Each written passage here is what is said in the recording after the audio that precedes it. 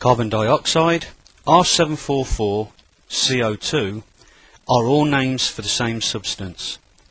In this video, produced by Danfoss, we will refer to this as CO2 only.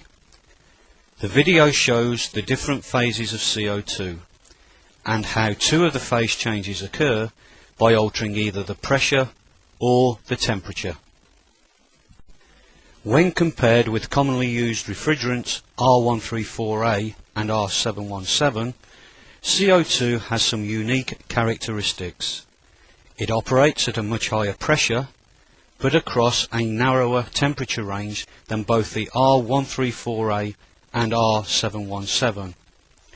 The pressure at the triple point is high, and the temperature at the critical point is low. These facts must be taken into account when CO2 is utilized as a refrigerant. The application of CO2 as a refrigerant was introduced in 1850. From studying the literature, it can be established that CO2 refrigerant systems were developed during the following years and that they were at their peak in the 1920s and early 1930s. Between 1950 and 1960, CO2 refrigeration technology virtually disappeared from the market. However, in 1993, this CO2 refrigeration technology was revived. In order to observe the CO2 phase changes, an observation cell, specially designed and constructed by Danfoss, has been used. The cell is designed to withstand pressures up to 140 bar gauge. In this diagram, the coloured areas define the temperature and pressure limits at which the CO2 vapour, liquid, solid and supercritical phases exist. This is known as the temperature pressure diagram or phase diagram for pure CO2.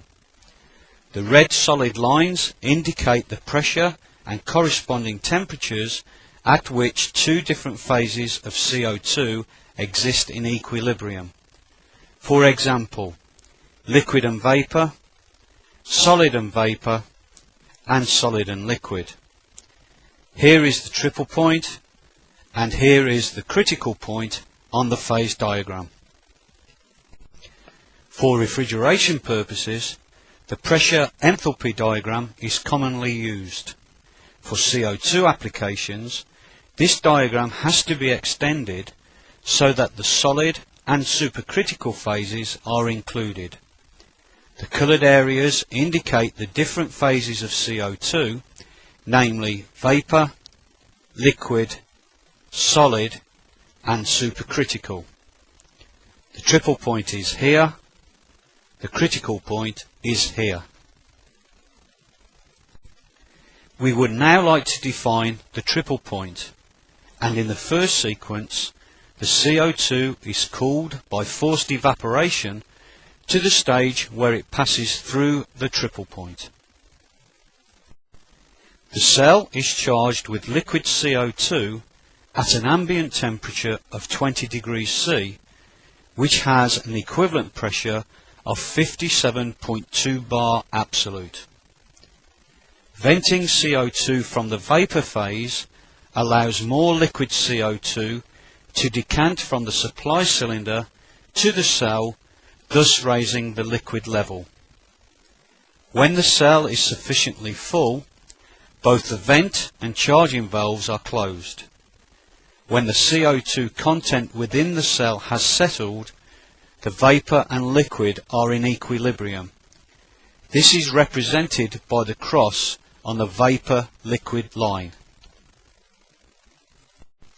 The vent valve is now opened to release CO2 vapour. The pressure and therefore the temperature of the liquid CO2 falls rapidly as it boils to produce more vapour.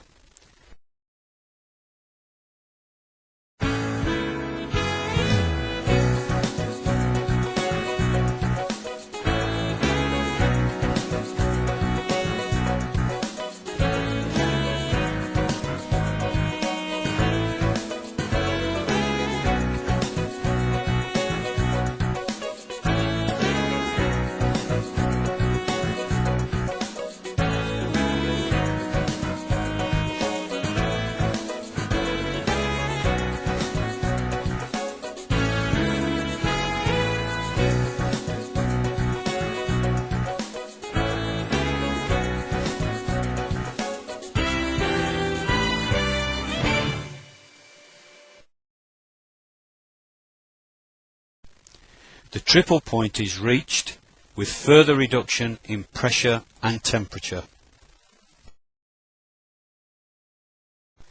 The system has now moved further down the vapour-liquid equilibrium line. Solid CO2 begins to form once a pressure of 5.2 bar absolute and a temperature of minus 56.6 degrees C has been reached. The triple point is the only pressure and temperature combination at which solid, liquid and vapour CO2 can exist simultaneously in equilibrium. As the pressure continues to fall below the triple point, only solid and vapour are present in the cell. Solid CO2 is also known as dry ice. It has a surface temperature of minus 78.4 degrees C at standard atmospheric temperature pressure. The pressure inside the cell is now approximately equal to the surrounding atmosphere of 1 bar absolute. The vent valve is closed. The entire cell is now below ambient temperature and will absorb heat from the surroundings. Triple point conditions are re-established as the solid CO2 melts, and as the pressure and temperature rises, the cell contains liquid CO2 and vapour in equilibrium. We would now like to define the supercritical phase, and in the next sequence the CO2 will be heated to increase its temperature and pressure to the stage where it passes through its critical point into the supercritical phase. The critical point is the pressure and temperature combination at which the density of both the liquid and vapour are equal. The distinction between the liquid and vapour phases disappears gradually as the pressure and temperature increases towards the critical point, until only a single phase exists in the supercritical area. The density of CO2 at the critical point is 468 kilograms per metre cubed, which is of the same order as many liquids, but is nearly 2.5 times higher than the CO2 vapour density at the starting point of 20 degrees C. The cell is again filled with liquid CO2 under the same conditions as before.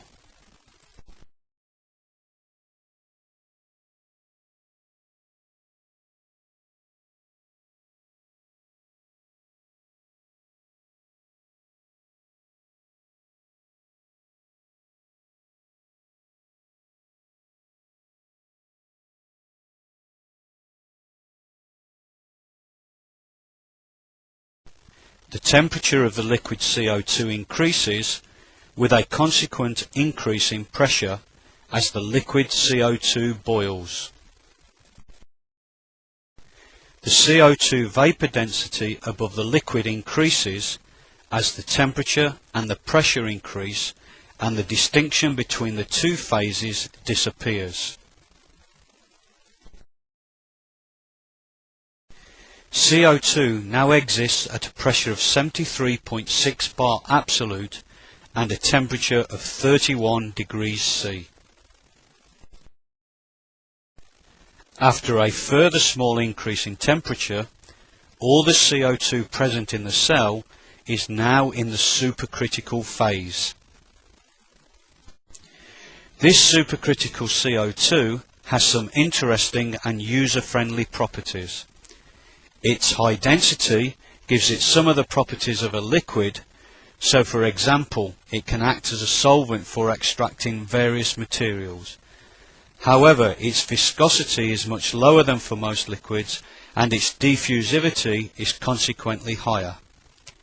These properties have led to a great deal of interest in the use of supercritical CO2 as a safe, effective solvent, in particular for food products. Cell heating is isolated. The supercritical CO2 pressure is reduced by opening the vent valve, and the CO2 temperature decreases simultaneously. When the critical point is reached, the distinction between the liquid and vapour phases becomes evident again. Pressure above the liquid CO2 is further reduced in stages by venting more vapour from the cell, and once again the cell contains liquid and vapour in equilibrium. We trust that you have found this short Danfoss video to be of interest and would thank you for your attention. For further information, please contact your local Danfoss sales organisation.